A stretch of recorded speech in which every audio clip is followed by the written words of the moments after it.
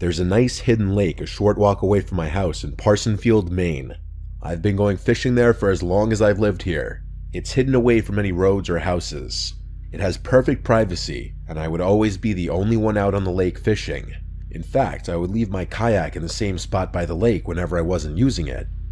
It was easier than lugging the thing back and forth from my house to the lake anytime I wanted to use it. I would leave it leaning up against this huge tree every time. The kayak is heavy enough to not fall over from a windstorm or anything. I also leave it covered to prevent critters from taking refuge inside. It was a warm summer's evening. I was out on the lake already for about an hour, and I'd caught a few trout already, which I'd thrown into the cooler. It was dusk at this point. The little bit of light left in the sky was disappearing behind the trees. I was gonna bring it in soon, and just then, I heard sounds from the edge of the lake. I turned and saw someone standing at the edge of the water, tipping a barrel of some kind over, pouring its contents into the lake. It looked to me like they were polluting the lake with something. I took it upon myself to yell out, "Excuse me, what are you doing?" The person looked up at me, and he then ran into the woods, with the contents of the barrel still pouring into the water. I looked more closely at the liquid being poured out into the lake, and it looked like a dark red liquid. Though it was dark out, so I can't say with 100% certainty if it was red, but it was very dark. I felt a sense of unease creep up throughout my body. I decided I wanted to leave. I'm a big nature guy though, and seeing people littering or polluting the environment makes me sick. I genuinely couldn't resist shouting something out to that person, but I didn't feel comfortable here any longer. I planned on reporting this to the Department of Environmental Protection. I paddled the kayak back to my usual spot. I took all of my gear off the kayak before pulling it out of the water. As I was putting the cover over the kayak, I heard one single snap of something not far away, like the crunch of something under a person's shoe. I turned and was about to say who's there, but I decided against it. I finished covering the kayak quicker than I ever had before. I didn't even bother standing it up to lean on the tree this time. I left it on the ground. I picked up my gear and cooler and started quickly walking out of the woods and onto the road, which led to my house. It was only a couple minutes of a walk and I was back home. I kept looking over my shoulder the entire time though, thinking someone was behind me. I put my gear in the shed real quick, then went inside. I never locked the door so quickly. I was genuinely spooked. I rinsed off the trout and put them in the fridge, planning on cooking them tomorrow. Tonight, I just heated up some leftovers. As the food was in the microwave, there was a knock at my front door. The fear and dread that I was feeling the entire walk back to the house returned in an instant, and my suspicion that I was being followed home was basically confirmed. I mean, who else would be knocking on my door this late? My lights were on, my car was in the driveway, whoever it was knew I was in here. I had all the shades closed though, so nobody could look inside. They knocked on the door again. The microwave beeped as the timer hit 0. I'm sure whoever was outside heard it. All the windows were cracked open, and a moment later, there was a knock now on the window, and a man's voice said through the window, "Excuse me, I think you saw me at the lake earlier. I'd just like to explain myself." There was absolutely no chance I was opening the door to this person. For them to stalk me to my house told me this was a dangerous person. They repeatedly knocked on the window and kept yelling hello through it. I decided to acknowledge him now that he was getting more aggressive. I yelled, "Yo, leave or I'll call the police." I intended to either way, but it was still a threat to get him to leave. The man responded calmly now, saying, "Sir, if you could just open the front door, I'll explain everything to you." I repeated my threat, and I didn't hear his voice again. At this point, I shut and locked every window in the house and turned on the AC. I also made a report to the non-emergency police number, detailing both the barrel being dumped into the lake and the man coming to my house. I also made an online report with the Department of Environmental Protection. Making these 2 reports honestly made me feel a little better about going to sleep that night. But thank God I'm a light sleeper. In the middle of the night, like 2 a.m., I heard a crash from downstairs. I immediately sprang out of my bed and grabbed my Glock from the closet. I heard someone's attempt at quiet footsteps coming up the creaky wooden steps. I had my Glock loaded in hand as I stood behind my dresser right by my closet, aiming at the door. I heard very slow creeping towards my door. My bedroom door is closest to the stairs, so it was naturally the first door that they would approach. And sure enough, I heard the doorknob slowly press down, and then the door pushed open. I saw nothing but the man's silhouette enter the room. I flicked on the lamp next to me so he could see my gun, and I screamed, "Get on the ground now." He raised his hands in the air, and seemed for a second to be motioning for me to calm down. He had a small blade in his hand. I told him to drop it, but then he said calmly, "I'm leaving," and he turned and ran for downstairs. I yelled at him to stop, but he clearly took the chance on me being too afraid to pull the trigger. I heard him leave through the front door. I ran downstairs to lock the front door right away and then call 911. My living room window was shattered. Glass was all over the floor. I kept my sight on that broken window until the police officers showed up. I had to explain that I already made a non-emergency report of what happened earlier. In fear of waiting too long by morning for the barrel to be gone, in the darkness, I went with 2 of the officers who showed up to my house to where I saw that man dumping the barrel into the lake. But after 20 minutes of walking around looking for it, it was gone. The man must have made sure not to leave it behind. I gave my best description of the man to the police for their report. The man was a short, bearded white man with a receding hairline and glasses, wearing a black flannel shirt and black pants. After the police left, I stayed in the living room all night with my gun next to me, watching TV. No way in hell was I going to sleep with a broken window and some nut job out there. At dawn, my brothers came over to help me fix the window. My brother Dale stayed at the house while my other brother and I went to Home Depot to get the window and parts. Dale stayed at the house with me for a few nights till things cooled down. My not-so-wild theory is that the barrel contained human remains, possibly dissolved in some kind of acid. Why else would that man follow me home and then break into my house to potentially murder me? Trust your gut if something feels wrong. I knew if I opened my door to that man, something terrible might have happened to me.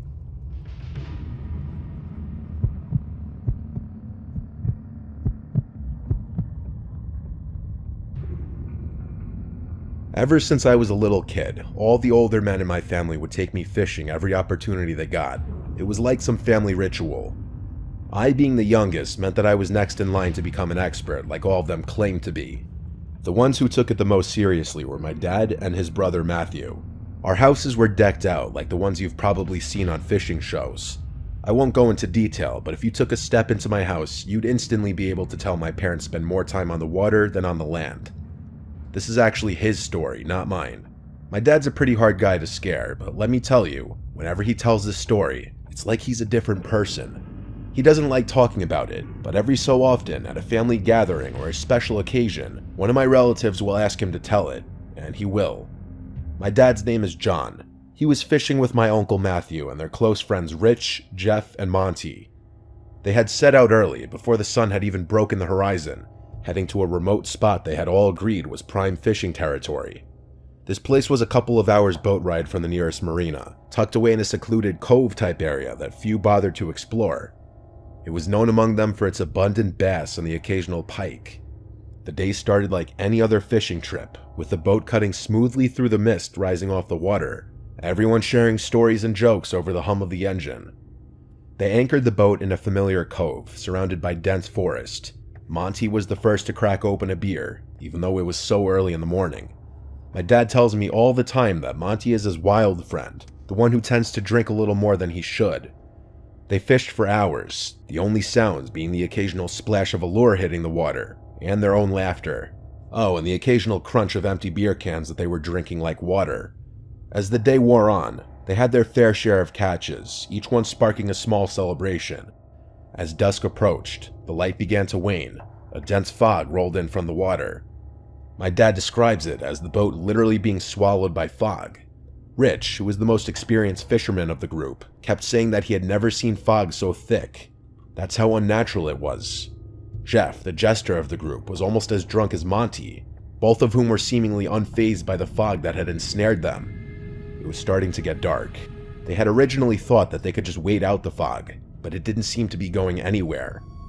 My dad and Rich agreed that Matthew should just try to drive the boat out of the cove and into the open ocean, where the fog probably wouldn't be as dense. Matthew agreed, but even though he was typically the most cautious, he only narrowly avoided colliding with the shore. He refused to risk further damage to his prized boat. They reluctantly came to terms with the fact that they'd probably have to spend the night on the boat. My dad made the point that they'd need to tell their families about the situation, and of course, they had drifted into an area of the cove that had no signal. My dad needed to handle some business at work, so neglecting the problem was not an option. He offered to go ashore in search of a signal, and Rich and Jeff said they'd join him. Matthew would stay back to guard the boat and an increasingly inebriated Monty. My dad, Jeff, and Rich made their way over to the shore and jumped out of the boat, only getting slightly wet. My dad made a point of snagging the emergency flares in the boat, just in case they got lost and needed to signal Matthew to come find them. The three of them made their way into the pitch-black woods, lit only by the shine of their phone flashlights. My dad and his friends have all done their fair share of camping, so it wasn't like a forest scared them too much.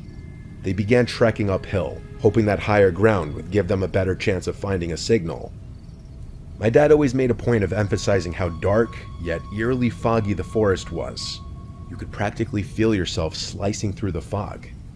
Just as they were adjusting to the dense atmosphere, a series of strange clicking noises began to permeate the silence, first emerging from directly in front of them before encircling them completely. These sounds were unlike any forest sounds they were familiar with. It was rhythmic yet erratic, as if someone was tapping out a code meant only for the woods themselves. The distinctiveness of the noise made one thing clear: it was human-made. The realization that they weren't alone hit them like a freight train. Rich, the most seasoned of the trio when it came to outdoor survival, whispered urgently for them to turn off their flashlights. "Don't give away our position," he hissed, with a note of genuine concern in his voice. As the lights switched off, the darkness became thicker than the fog.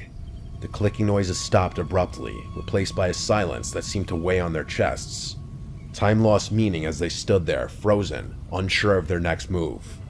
I'm sure they were all thinking the same thing.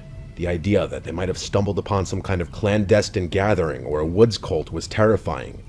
Then, as suddenly as it had stopped, the silence was broken by rustling noises, this time much closer.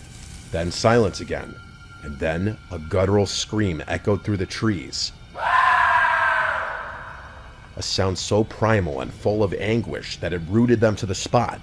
Before they could process what was happening, rapid stomping noises thundered through the woods towards them. The three men took off, back the way they had came. Acting on fear and pure instinct, my dad fired the flare gun behind them. The flare cut through the fog, lighting the woods up. For a moment, the woods were as clear as day, and the sight that met their eyes was nothing short of horrifying. Illuminated by the flare's red glow was a pack of more than 10 individuals dressed in what could only be described as tribal attire. Some of them brandished wooden spears, but the light from the flare only lasted a split second. Jeff screamed and almost stumbled, but Rich quickly grabbed his arm to keep him upright. My dad describes this part as the most overwhelming feeling of pure terror he has ever experienced. The forest seemed to fight against them as they fled, ducking under branches and jumping over roots. By some miracle, they emerged from the tree line, panting and disoriented but alive. They screamed at Matthew to start the engine, the urgency in their voices leaving no room for question. Matthew complied immediately, and the boat lurched forward just as their pursuers reached the shoreline. In the chaos, my dad fired the last flare into the air, back towards the shore. For a split second, as the flare's light pierced the fog, they saw their pursuers at the water's edge. It was freakish. There must have been at least 15 of them, just standing motionless at the water's edge. The flare's light faded, and it was dark again. Matthew managed to get a safe distance away, and stopped the boat again. After the engine was off, the only sounds were Jeff, my dad, and Rich's breathing. My dad says he wasn't able to process what had happened for nearly an hour. He was functioning off pure adrenaline and survival instincts. They ended up taking turns keeping watch while the others slept, and left first thing in the morning as soon as the fog dissipated.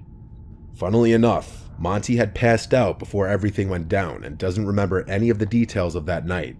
I still get shivers down my spine when I tell this story. I can only imagine what my dad must feel when he thinks back to it.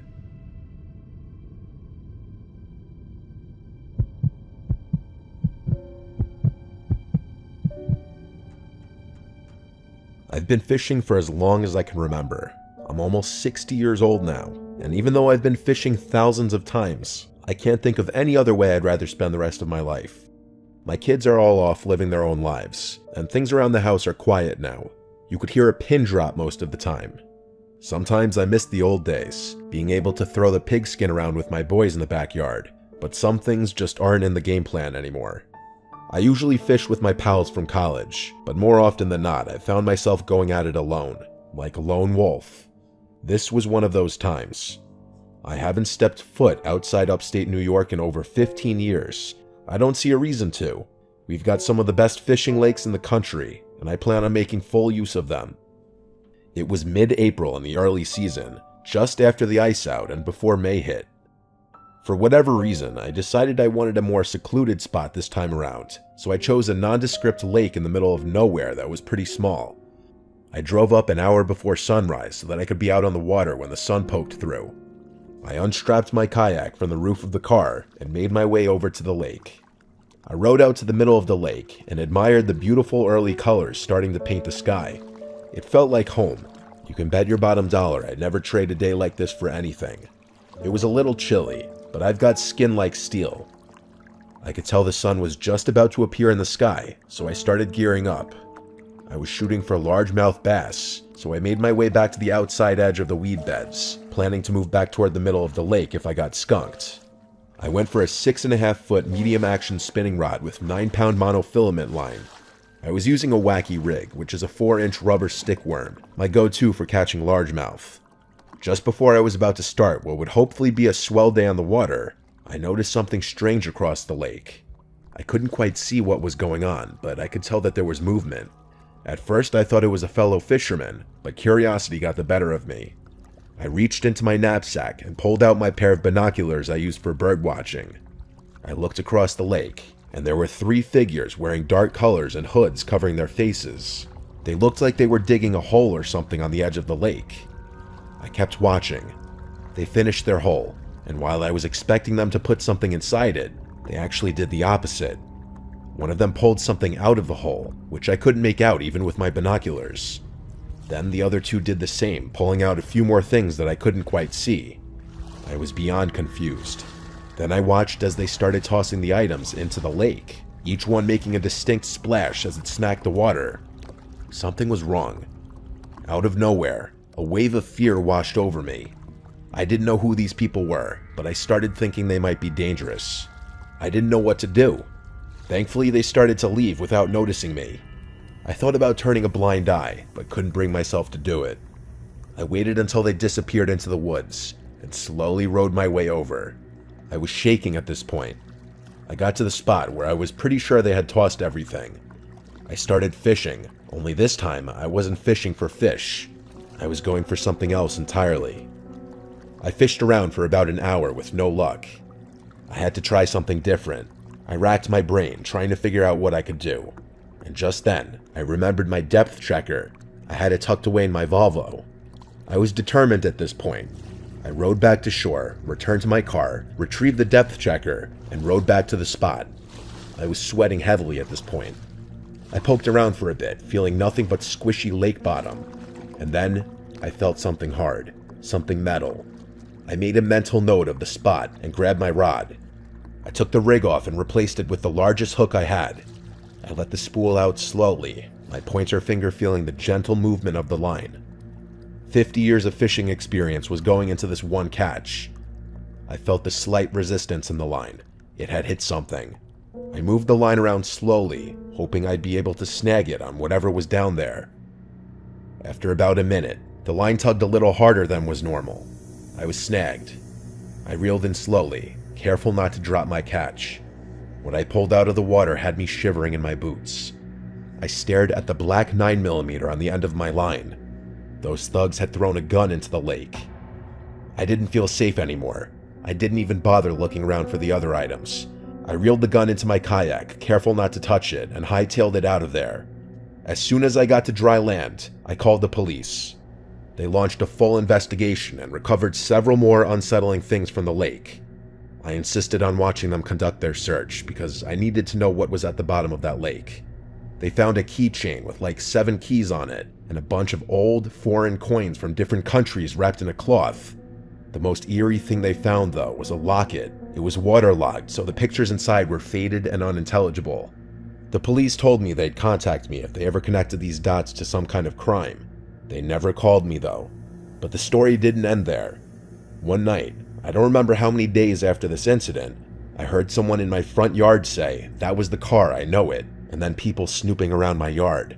They never rang the bell or knocked on the door, but I heard multiple people circling my house, and then they just left.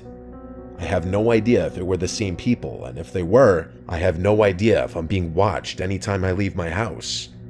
I alerted the police once more, hoping this would reopen this investigation, but nothing became of it once again. I still have so many questions. Why would those items be buried in the first place? And why would those people go back just to dig them up and hide them again? Maybe they realized that there was a greater chance they'd be found in the ground, so they went back and threw them in the lake. Or maybe those items had been in that hole for years, and they decided to dig them up for some reason. All in all, this was the strangest thing that has ever happened to me while fishing.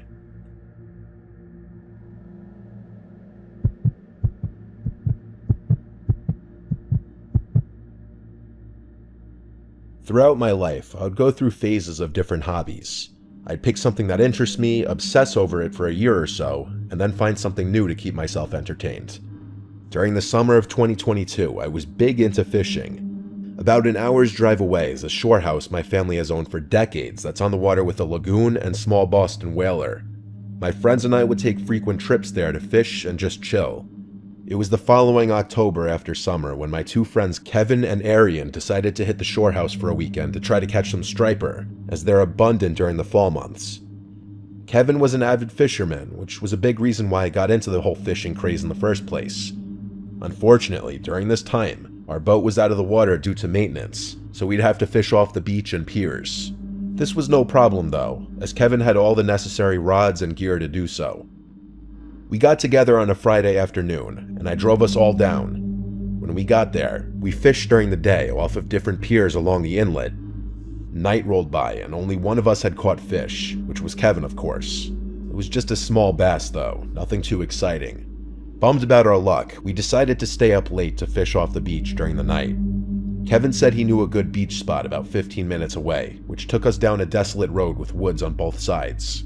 It opened up into a small gravel parking area, or at least what seemed like one. Kevin said since we'd have to walk a little ways to the spot, we should take everything we need now so we won't have to go back to the car to get anything. We planned on staying up to catch the sunrise, so we packed accordingly. We walked about 5 minutes down this path, which opened up into a massive beach. We set up camp, which consisted of beach chairs, a speaker, and 2 coolers, one filled with ice for fish and one filled with snacks, water, and beers. Kevin brought these massive fishing rods that were ideal for beach fishing, and also rod holders that you would hammer into the sand. He also had these little bells that connect to the tip of the rod to notify you of any movement. We all casted our rods, cracked a couple beers, and played the waiting game. Within 2 hours, each of us had caught decent-sized fish, which definitely lightened our spirits. We were having a great time, music blasting, knowing that no one was around on this deserted beach. Mid-conversation, Arian stopped talking, lowered the music, and jolted his head to the left. He asked if we heard that, to which we replied, "Heard what?" It looked like he was concentrating on something for a second, and then said, "I heard someone yell something." We obviously thought he was hearing things or just joking with us, but he insisted he heard someone yell out something that sounded like a yo or a hey. Either way, it seemed unlikely, given that we were on some hidden beach at like 1 a.m., so he quickly forgot about it, and our conversation resumed. It definitely made us more aware though. A couple minutes later, right after I cast in a fresh hook, I noticed something out of the corner of my eye. There was something on the beach in the distance, but I couldn't see what exactly. The others noticed it too. As it got closer, we realized what it was. A person walking towards us. We grew silent and turned off the music. He came up to us. It was a middle-aged white man, maybe 40 or 50. He was wearing a dark blue jacket with a hat and hood up. The way he walked up to us was really sketchy, and he had this intimidating look on his face. We said, "What's up?" kind of awkwardly. He just eyed us down for like 10 seconds and then said in a low voice, "What are you boys up to?" It was pretty apparent what we were up to. Kevin said, "We're fishing," and he let out some grunt of acknowledgement and nodded his head. He didn't say a word after that and just stood there looking at us, and then the rods, and then the water. We shot each other looks, thinking he was going to try and rob us. There's no way he could have taken on the three of us, though. The bell on one of our rods broke the silence, notifying us that we had potentially hooked a fish. I said we got one, kind of directed at everyone, but mostly that weird guy in hopes that I would get some response out of him like a normal person. I walked over to the rods and reeled in a small striper. When I went back to unhook the fish, that man had turned around and left. We watched as his dark silhouette faded away into the night. We made sure that we had all of our belongings, then sat and just talked about how odd that encounter was. He left without harming us though, so we concluded that he was just some weird man who is now thankfully out of our business. We kept the music off just to be cautious, and cracked a few more beers as our conversation transitioned to different topics.